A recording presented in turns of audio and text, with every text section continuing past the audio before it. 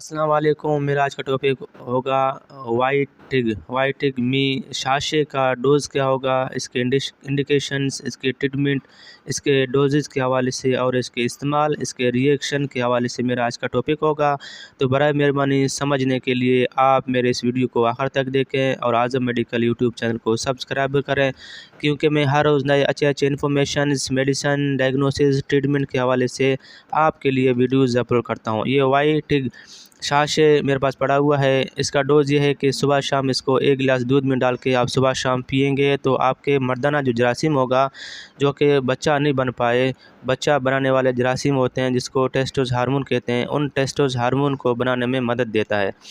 ٹھیک اسی طرح ایک 40، 45، 50 سال کے بعد جو حضرات 40، 50 سال کے بعد شادیاں کرتے ہیں اور پھر ان کو بچہ اولاد نصیب نہیں ہو پاتا ہے، اس ٹائم ڈاکٹر حضرات یہ وائٹگ یہ کیپسول، یہ شاشے کو دیتے ہیں تاکہ مردانہ جراثیم پورا ہو جائے اور ایک صحت مند مرد کو بچہ ہو پائے۔ ٹیسٹوس ہارمون کے لیے، مردانہ طاقت کے لیے، مردانہ طاقتوں میں کمزوری کے لیے، بچے کی جراثیم کو بڑھانے میں مدد دیتا ہے۔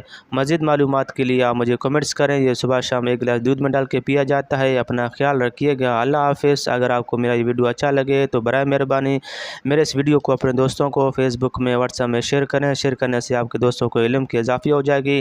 شکریہ۔ اپنا خیال رکھیے گا۔ اللہ حافظ۔